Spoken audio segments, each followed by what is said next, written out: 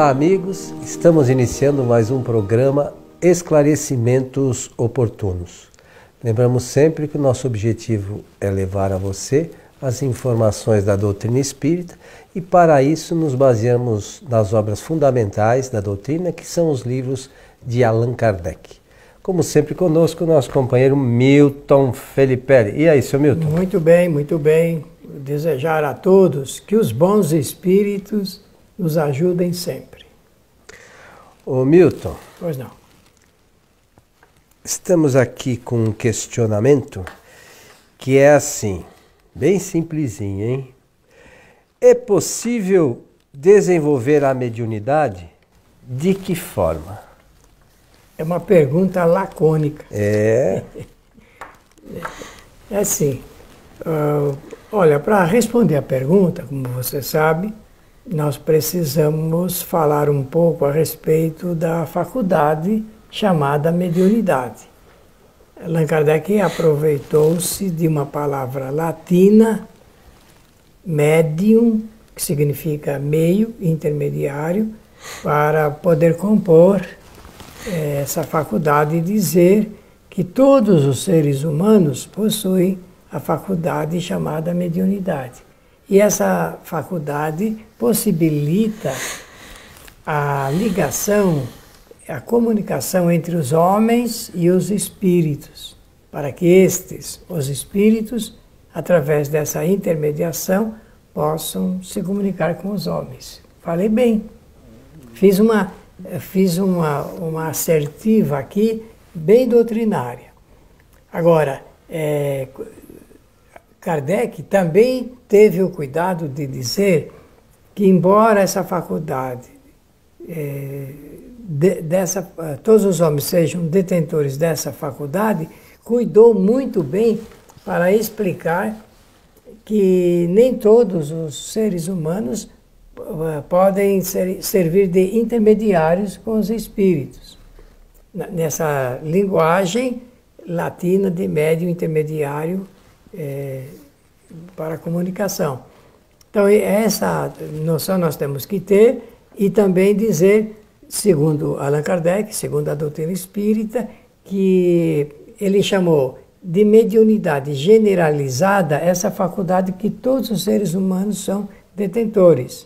E chamou de mediunidade ostensiva essa outra que nem todos são detentores, que é o de servir bem a intermediação entre os homens e os espíritos. Então nós temos dois tipos de médiuns, o médium ostensivo e o médium generalizado. O generalizado por conta dessa faculdade geral e ostensivo essa faculdade particular, que é para que esses seres sejam intermediários dos espíritos. E mostrou mais, lá no Livro dos Médiuns, logo no início, para saber se uma pessoa é ou não é médium ostensivo, somente fazendo experimentações, experiências, metodologia científica. O Espiritismo tem uma metodologia nesse particular para oferecer, como de fato oferece, e muitos centros e instituições se aproveitam dessa metodologia, desse roteiro seguro para separar aquele que é médium generalizado daquele que é ostensivamente médium intermediário. Ô, meu amigo Milton, agora é assim, existem os médiuns espíritas, mas outras linhas de pensamento, outras filosofias, têm também os seus médiuns. Eles também são intermediários, mas o modo de atuação não é exatamente igual o da doutrina espírita. Não, absolutamente. Então a gente até tem, porque às vezes as pessoas falam, não, porque tal linha de pensamento não é espiritismo. E as pessoas confundem não ser o espiritismo com não ter a mediunidade, né? Então, outras linhas de pensamento, outras filosofias, têm uma mediunidade também, só que a manifestação, como o médium traz as comunicações, é diferente das que o Espiritismo traz, como o Espiritismo atua, não é isso? É isso mesmo. Então, dizer que nós encontramos médiums em todas as áreas, filosófica, científica e religiosa. Existem cientistas médiums, filósofos médiums, religiosos, adeptos da religião, fiéis, seguidores, médiums. Ora, cada local, e até materialistas, né? Pessoas que não são... Mas eles não sabem, né? Mas tudo bem, né? Os espíritos agem por seu intermédio, mas eles não têm se dão essa conta. noção. Então, nas igrejas católicas existe a produção de fenômenos de ordem mediúnica, nas igrejas protestantes, ortodoxas, budistas e assim por diante. Nas sinagogas existem sim. Então você falou muito bem. Quando nas pentecostais existe aquela prática, aquele culto de ligação com o Espírito Santo para produzir aqueles fenômenos chamados de línguas estranhas, ele é um fenômeno de ordem mediúnica. De ordem mediúnica. Agora, como nós estávamos, a pergunta se refere a desenvolvimento da mediunidade, eu fiz aquele alinhamento primeiro só para dizer o seguinte: o Espiritismo propõe, lá no Livro dos Médiuns, existe um capítulo do desenvolvimento da mediunidade. Mas, então eu falei do médium generalizado e do médium ostensivo, para separar somente fazendo as reuniões experimentais, para fazer a revelação, se for o caso, do tipo mediúnico. Então, agora, quando chega nesse assunto do desenvolvimento, é preciso também filosoficamente e teoricamente falar o seguinte: só se pode desenvolver alguma coisa que existe. Não dá para desenvolver o que não existe. O que não existe. Né? Então, para usar essa palavra desenvolvimento, é preciso primeiro fazer essa experimentação para haver a revelação do tipo mediúnico. E quais são eles? Bom, pode ser de efeitos inteligentes e de efeitos físicos. Os de efeitos inteligentes é a psicografia, psicofonia, vidência e audição. E o de efeitos físicos é a dotação de recursos, no caso do médium. Sempre quando a gente usa essa expressão, se lembrar de que nós estamos falando do ser encarnado, e que tem uma condição de oferecer um produto chamado fluidos materializados, por assim dizer. Eu estou tentando encontrar um termo bem apropriado para não deixar nenhuma dúvida. Eu vou usar agora, lembrei, fluidos vitalizados, que oferecido esse produto, esse fluido, os espíritos podem produzir, então, efeitos físicos, tais como ruídos, pancadas, suspensão de coisas ou de pessoas, objetos, materialização, tangibilidade, visibilidade e tudo mais. Então isso é perfeitamente possível. Agora, tendo essa noção já, separando didaticamente isso, nós podemos pensar no desenvolvimento, por exemplo, da faculdade mediúnica, no regime da psicografia. O que vem a ser isso? Tem que ajudar o médium que passou pelas reuniões de experimentação a fazer um desenvolvimento gradual da sua prática de servir de intermediário através da escrita. O espírito projeta o seu pensamento no pensamento do médium e o médium escreve o pensamento dos espíritos. Falando assim, eu penso que eu estou contribuindo numa linguagem bem popular. A mesma coisa a fala, psicofonia, a vidência e a audição. Por desenvolver, é isso, desenvolver a mediunidade. Então só se pode desenvolver a mediunidade numa pessoa em que exista a mediunidade ostensiva. Tá, mas existe também nesse momento do desenvolvimento uma coisa que a gente conhece no Espiritismo pelo nome de animismo, né? A influência do próprio médium nas comunicações. Isto é normal, mas... Normal. Mas precisa, bem normal. Mas a gente precisa saber distinguir, né? E orientar o médium. Por quê? Porque quando a gente usa a palavra animismo, e a origem radical é de ânimo, da alma, significa que o médium, ele pode oferecer o seu pensamento, pode revelar o seu pensamento no momento da chamada comunicação do espírito ou dos espíritos. Então, não é que ele intencionalmente vai fraudar, não. Ele apenas ele entra em certo transe e ele próprio oferece uma comunicação como se fosse de um espírito. Aliás, existem milhares e milhares de comunicações que são produzidas com essa condição. Isso não revela algo que seja pejorativo. Apenas é um fenômeno.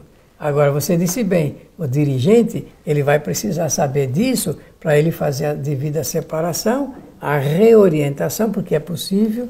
Eu já tive muitas experiências nesse caso, que era preciso fazer o médium, ele realmente ser um gerente da sua faculdade e ele agir fortemente para não ocupar o lugar do espírito, né? Porque pode acontecer isso.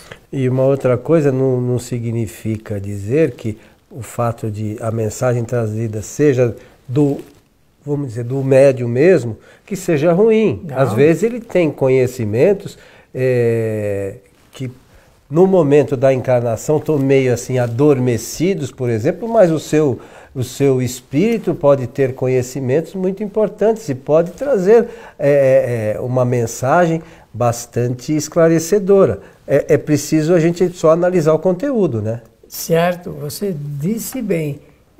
O médium, muitas das vezes, eu mesmo já assisti reuniões em que o animismo, né, é uma revelação da comunicação do médium, é muito melhor do que a de um espírito. Por quê? Porque tendo o médium um reservatório de conhecimentos anteriores, ele pode revelar esse conhecimento.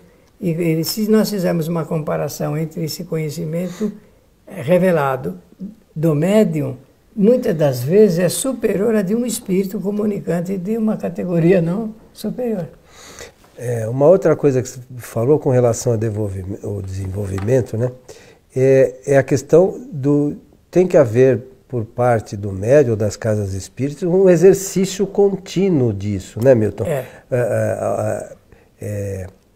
Trabalhos destinados a esse tipo de desenvolvimento, né, que os médiuns possam exercitar essa faculdade sem um compromisso, né, porque às vezes a pessoa fala, nossa, mas eu vou escrever uma psicografia e acha assim, não, olha uma psicografia, mas é só o exercício. Às vezes tem algumas coisas no início que são rudimentares, né, e ao longo do tempo o médium vai ganhando, né, um pouco de experiência, vai sabendo melhor se comunicar com os espíritos, né? Olha, o que você está falando é uma coisa muitíssimo importante, principalmente para os novatos, para os iniciantes. Kardec, ele vai chamar a atenção dizendo assim, que no início é preciso que se tenha muita paciência, né? Porque exercitar, desenvolver através do exercício, significa aguardar com serenidade, né, no silêncio da introspecção.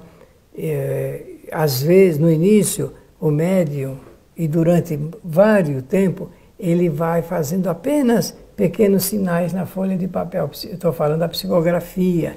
Então, é quando o espírito está fazendo exercícios motores para adestrar o médium com muita gente. Eu tive oportunidade de orientar reuniões desse tipo, em que a pessoa até ela não tem prática, porque nunca foi na escola, no passado eu fiz muito disso. Então ela não tem prática nem de pegar no lápis. Então é preciso que se dê tempo da pessoa adestrar, até ela chegar a um desenvolvimento tal que o espírito já vê maior facilidade em começar a produzir pequenas letras. Então, são exercícios motores, como nós chamamos na doutrina. Então, a pessoa faz isso durante um certo tempo e pouco a pouco vai sendo dotada de uma melhor condição e acaba produzindo páginas e páginas e páginas, comunicações dos espíritos. Mais uma vez ressaltando, para você veicular isso, tem que só olhar o conteúdo, né, Milton? Fazer uma análise criteriosa para que não se divulgue coisas que não são coincidentes com o que ensina a doutrina, né? Isso mesmo. Tem espírito que antes de realmente começar a produzir ótimas páginas filosóficas ou de informação científica, demora às vezes até 2, 3 anos só na parte de recurso de ajuste com o médium. Depois deslancha e aí ele próprio vai produzindo, com a ajuda dos espíritos, essas comunicações importantes. Vários livros foram escritos. Eu estou falando do Brasil e fora do Brasil, que existe experiência também fora aqui da nossa terra. Vários livros foram escritos dessa forma. Os espíritos primeiro criaram uma melhor adequação com o médium e depois, então, produzem o que eles desejam. Agora deixa eu fazer uma pergunta para você, como sempre eu faço umas perguntas fáceis.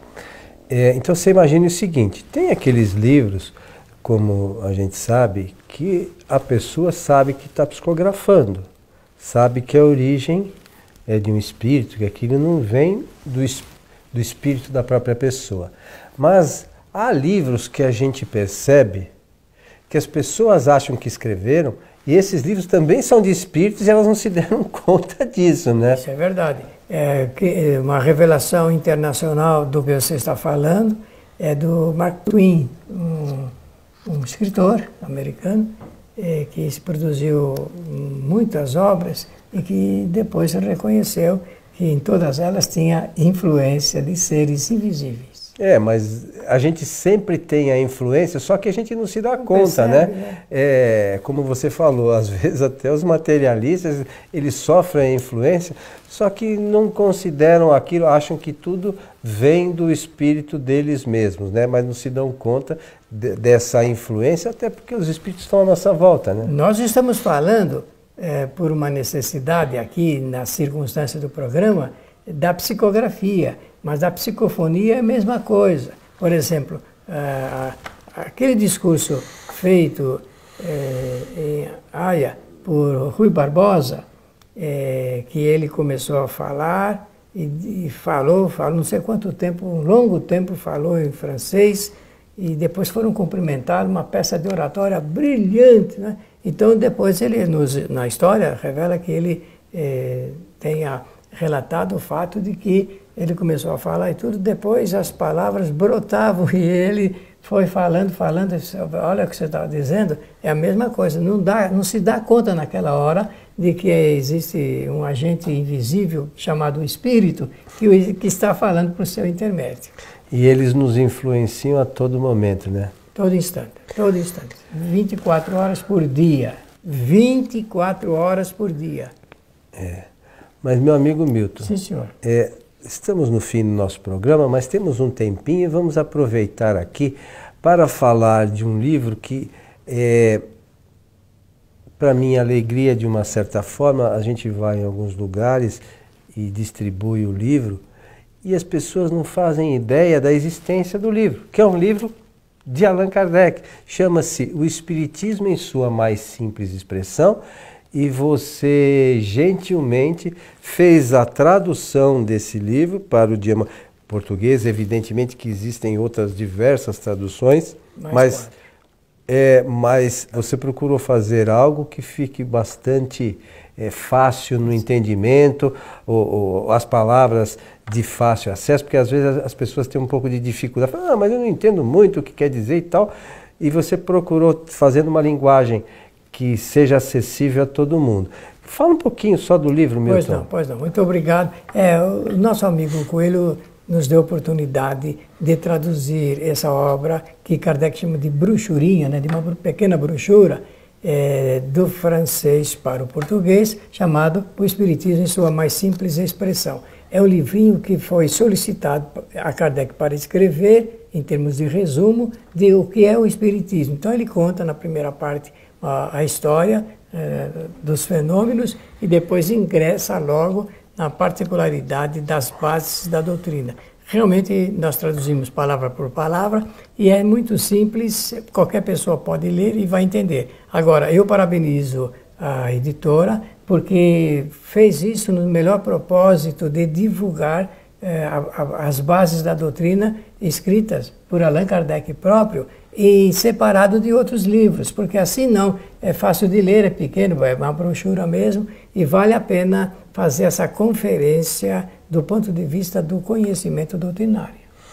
E como o nosso objetivo é fazer a divulgação da doutrina, nós fizemos alguns exemplares impressos, mas há em nosso site kardec.tv, se acesse lá e entre no item livros, esse livro está lá disponível para quem quiser baixar, fazer uso, está lá formatado, quem quiser pegar e imprimir na sua região, fique à vontade, é só a nossa preocupação não é conosco, mas passa os créditos da tradução do Milton, é sempre bom uma referência, né, para diferenciar das demais, mas é uma leitura extremamente interessante, principalmente aqueles que estão iniciando na doutrina, isso, né, senhor Milton? E a que se interessam, dê de presente para os seus amigos, isso, porque as pessoas ou esqueçam no banco do metrô, no banco do jardim, porque alguém vai tomar conhecimento com os fundamentos do Espiritismo escritos por Allan Kardec.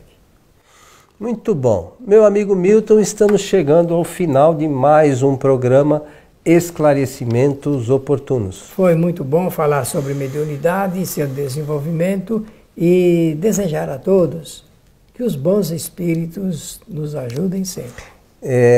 Nós queremos lembrar que sobre esse tema mediunidade, nós temos lá no nosso site kardec.tv um curso do Espiritismo Agora, série Mediunidade, que são 33 videoaulas, são quase 500 minutos, né? 509 minutos de conteúdo que nós produzimos com a apresentação do Milton para esclarecer diversos pontos relacionados com a mediunidade. Então as pessoas que queiram se inteirar um pouco melhor do que é a mediunidade, pode acessar esse nosso site e também lá você encontrará diversos outros programas onde também abordamos o tema mediunidade e alguns tipos de mediunidade específicas, outro programa de psicografia, psicofonia, enfim, está lá disponível para todos. Então a você que esteve conosco, o nosso abraço e esperamos encontrá-los em nosso próximo programa. Até lá.